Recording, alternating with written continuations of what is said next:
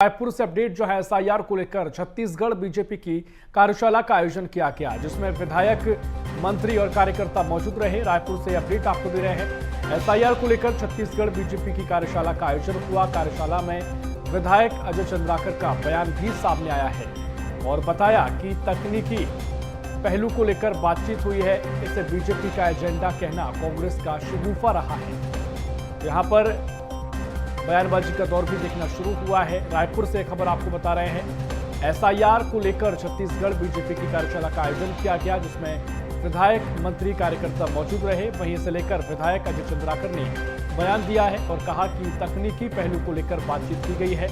इसे बीजेपी का एजेंडा कहना कांग्रेस का शगुफा है। एक खबर आपको बता रहे हैं, जहां एसआईआर को लेकर छत्तीसगढ़ बीजेपी की कार्यशाला का आयोजन हुआ। क्या कुछ अजय चंद्राकर कह रहे हैं वो आपको सुनवाते हैं। तकनीकी पहलू क्या है, आपको किस तरह की व्यवहारिक परेशानी आएगी, इस विषय पर ही बातचीत हुई। नहीं, कोई भाजपा का एजेंडा नहीं है, ये संवैधानिक एजेंडा है। ये भाजपा का एजेंडा कहना कांग्रेस का शगुफा है। तो यहां पर अजय चंद्राकर कह रहे हैं कि कांग्रेस का शगुफा है। जो कांग्रेस से कह रही है कि बीजेपी का एजेंडा एसआईआर है, तो एसआईआर का जो मुद्दा है इस पर अब सियासत गर्मा गई है। इसी खबर पर जानकारी लेंगे। हमारे सहयोगी शिवम हमारे साथ लाइव जुड़ गए हैं। शिवम, जिस तरीके से बयानबाजी का दौर शुरू हो गया है, इससे पहले भी कई चर्चाएं देखी गई है एसआईआर को लेकर। कांग्रेस तमाम आरोप लगा रही है। अब यहां पर अजय चंद्राकर कह रहे हैं कि कांग्रेस से शगुफा है। कांग्रेस का जिस तरह के बयान दे रही है, क्या कुछ स्थिति एसआईआर को लेकर, बीजेपी की कार्यशाला को लेकर भी कई सवाल कांग्रेस कर रही है।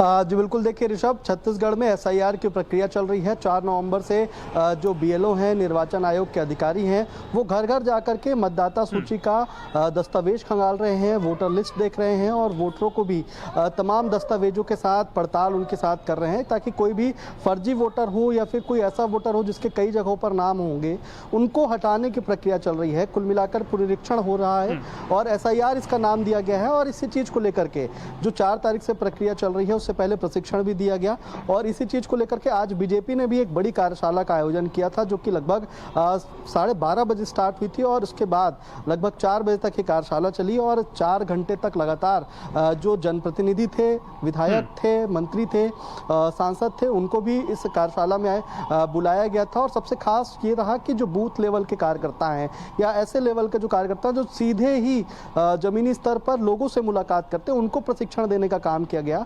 इसमें राष्ट्रीय सह संगठन महामंत्री शिव प्रकाश शामिल हुए, जिन्होंने टिप्स दी कि आखिर कैसे एसआईआर को लेकर के जनता के बीच में जाना है। और जिस तरीके से अजय चंद्राकर जो कि विधायक हैं, वो भी बता रहे थे कि बारीकियों को समझाया गया है, तकनीकी जो त्रुटियां होती हैं उसको लेकर के समझाया गया है। और जो एक खबर निकलकर सामने आ रही थी, जो एक बात चल रही थी कि जो भ्रांति कांग्रेस फैला रही है एसआईआर को लेकर के, मतदाता सूची के पुनरीक्षण को लेकर के, उसका भी जवाब देने के लिए इन्हें तैयार किया गया है। तो कहीं ना कहीं अब जो निचले लेवल के कार्यकर्ता हैं, जनप्रतिनिधि हैं, वो सीधे अगर जनता के बीच जाते हैं और वहां पर ऐसी कोई भी स्थिति हमने तमाम आरोप यहां पर देखे थे। जो कांग्रेस का कहना था कि अब ये जो काम है एसआईआर का, वो चुनाव आयोग का है, वो करे तो ठीक है, अब इसमें बीजेपी आ रही है।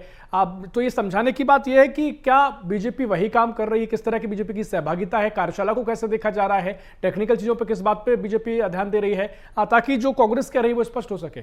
शिवम, बिल्कुल, सियासत की अगर बात की जाए तो जैसे ही एसआईआर प्रक्रिया का ऐलान छत्तीसगढ़ में हुआ था, तब से कांग्रेस सवाल उठाती रही है। और आज भी जब एसआईआर प्रक्रिया का घर घर सत्यापन का कार्य चल रहा है, तो ऐसे में कांग्रेस ने एक बार फिर से अपने जनप्रतिनिधियों को और जो जिला स्तर के नेता हैं या फिर संभाग स्तर के नेता हैं, उन्हें एक लेटर भी जारी किया गया है, जिसमें उन्होंने ये कहा है कि मतदाता सूची को लेकर के मतदाताओं के बीच जाना है। और जो पुनरीक्षण का काम चल रहा है, अगर कभी भी मतदाताओं को या जनता को ऐसा लगेगा कि अगर उनका नाम इस सूची से हटाया जा रहा है, तो तुरंत कांग्रेस के कार्यकर्ताओं से वो संपर्क करेंगे। इसलिए भी तैयारी की गई है कि अगर किसी भी तरीके की त्रुटि होती है निर्वाचन आयोग से और तमाम चीज़ों को लेकर के, अगर किसी भी बात को लेकर के अगर आशंका जाहिर होती है, शंका जाहिर होती है, तो तत्काल कांग्रेस के कार्यकर्ता वहां पहुंच करके और उसके संज्ञान में लेंगे और कहीं ना कहीं उसकी उचित शिकायत भी करते हुए नजर आएंगे। लेकिन इन सब गतिविधियों के बीच में भी जो कांग्रेस के सवाल रहे हैं, वो हमेशा पारदर्शिता को लेकर के बने रहे हैं और कांग्रेस एसआईआर प्रक्रिया को लेकर के बहुत लंबे समय से इस बात की भी मांग कर रही है कि आखिर जो बाहरी व्यक्ति हैं, जो घुसपैठी हैं, उनकी अगर कोई लिस्ट तैयार हो रही है तो उसे सार्वजनिक करना चाहिए और उसे सार्वजनिक करते हुए उन पर कार्रवाई भी करनी चाहिए कि आखिर वो जांच करनी चाहिए कि आखिर वो कैसे यहाँ पर घुसे, क्योंकि मतदाता सूची को लेकर के हमेशा से एक तैयारी होती रही है, एक जांच पड़ताल होती रही है और ऐसे में अब जब ये एसआईआर की प्रक्रिया हो रही है तो इसमें किस तरीके के से वो घुसकर यहाँ पर मतदाता बने हैं। वहीं बीजेपी इन तमाम चीज़ों को लेकर के जवाब जो देती है वो कांग्रेस के ऊपर आरोप लगाती है कि आखिर अगर पिछले 5 सालों की बात की जाए, 18 से लेकर के 2023 तक की अगर बात की जाए तो उसमें कांग्रेस ने ही सबसे ज्यादा घुसपैठियों को शरण दी है। तो कहीं ना कहीं सियासत देखिए कई तर्क यहाँ पर देखने को मिले, लेकिन मुख्य तौर पर कई जगह तस्वीरें खासकर आती हैं, सियासी बयानबाजी भी इसे देखने में ये प्रतीत होती है। खैर, देखना महत्वपूर्ण क्या दौर आगे देखने को मिलेगा। बहुत शुक्रिया आपका जानकारी साझा करने के लिए।